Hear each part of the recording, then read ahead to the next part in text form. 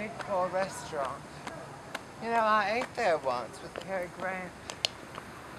Not a good tipper, but a good restaurant nonetheless. The Huntington.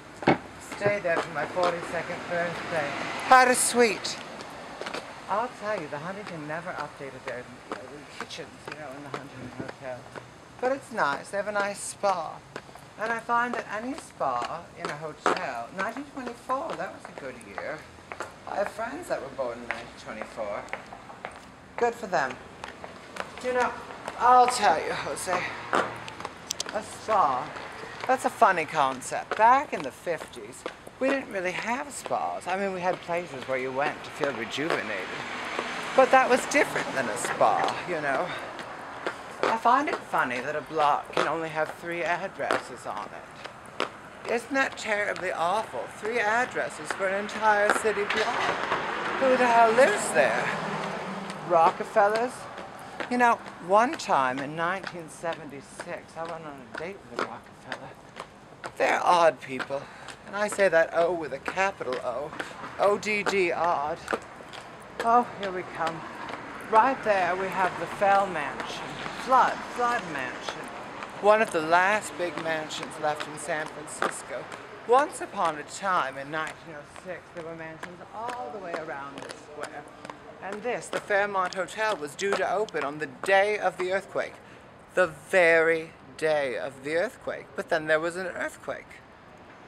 And a fire, so it burned down. On the inside, it burned down. The outside, still the same from 1906. It's true, the same. Oh, stop. You're a car, you need to stop. We're pedestrians. Well, I'll tell you, that hotel never opened as it was supposed to in 1906. And in 15 years since then, it's still never been what it should have been. I mean, sure, it was something. But not what it should have been. The Mark. Now there's a grand hotel. Oh, I've had some fun up at the top of the Mark. It used to be actually like an estate for rich, fabulous people. 101? Weren't we going to 1600? Have we walked the wrong direction for all this time? I believe we have.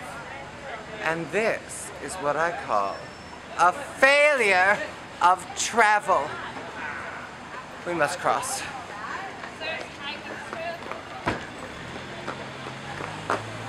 No, you must stay. Stay there.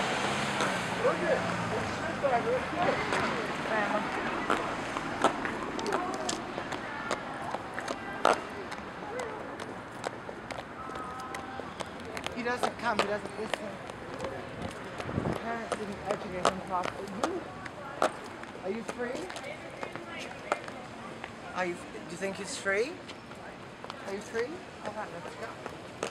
We're just gonna skip the party because, you know, we were in the wrong place for the party. I'm gonna open the door for you because, you know, I have to get in second. It's just what I do. Are you locking the door? There we go. You go. You go. Oh, shit. I gotta get in the other way. All right, you get the other way. I'll get in this way. Party, and then we failed at it, so we're going home. Where are you going? We're going to 632 Fell Street. Fell Street. That used to be the projects of the city. Because Cross Street? Buchanan and Webster. Buchanan and Webster. There was a time when the great planners of San Francisco decided, I've got a fabulous plan. I know. Let us build a freeway through the heart of the best neighborhoods of San Francisco. It was a fabulous plan. But the people who lived in those neighborhoods said, oh no, no, you cannot build a freeway through the heart of San Francisco. So the good people of Octavia Street, they set up a fight, a mighty fight. Like that woman from that movie who said no union, Sally Fields. Kind of like that fight, but different and for rich people. So they decided, no, we cannot tear down the middle of the city to build a freeway. And we can thank them now for not having a freeway through the middle of the city of San Francisco. It's true. I think it's funny that had we walked the other direction for just a few blocks, we would be at a party. But now, my feet hurt and Mom is tired. So instead, we'll just have a tour of San Francisco. You are lucky we are coming into the Polk District, the original homosexual district of San Francisco in the late 60s. It also has this very fancy Cala Foods that looks like a 60s aeroplane. I don't really know why it looks like a 60s aeroplane, but it does. And I think that's good. I'm glad it's there, because there are so few supermarkets. We're coming now to the Polk Street, which once had all the homosexuals and several good movie theaters, like the Alhambra, which is now a gymnasium. Crunch. I believe it's a Crunch gymnasium. Why would they do that to a good theater? Anyway, I'll tell you. We're now at Van Ness Street. Van Ness is important for several reasons. Van Ness broke the Great Fire Gap of the 1906 earthquake. They tried to tear down the mansions on Van Ness using black gunpowder.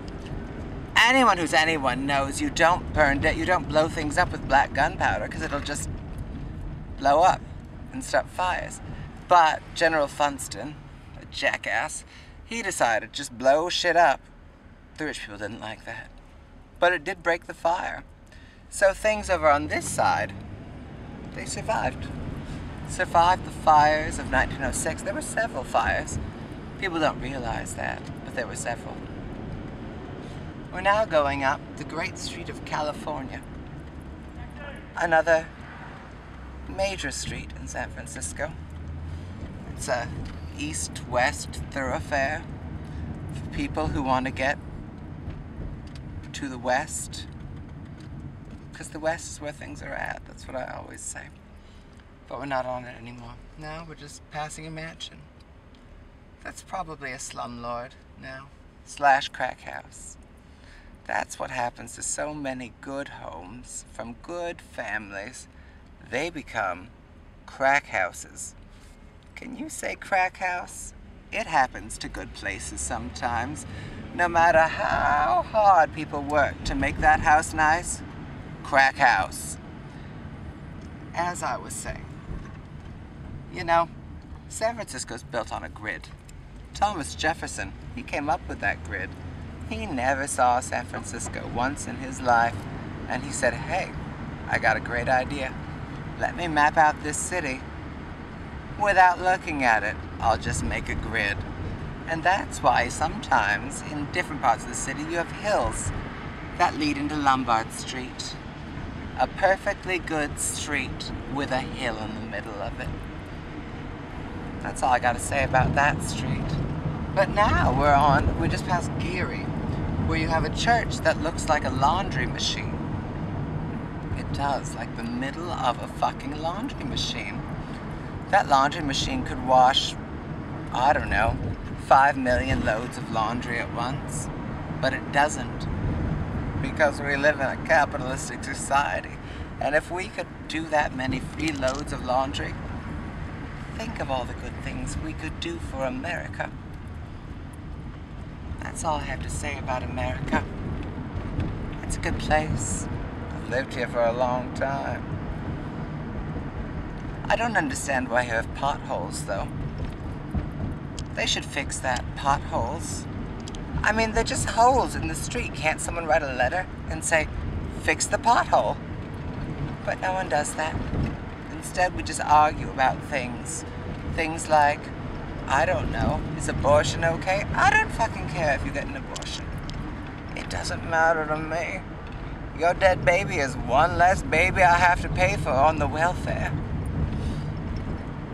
That was un-PC. I probably should not have said that about dead babies. But people are afraid to talk about things that matter. And there are a lot of things that matter in this world. Things like inflation, bad public education, excessive rent. Well, we have a lot of rent to pay here in San Francisco, and I have to work to pay it. So I'm afraid that the time that we are spending on this video is over. But I will say, welcome to San Francisco. I hope you have a good time. Oh, we have to get over now. I know it used to be the projects, but now it's nice. Thank you. And have a good night. It calls to me.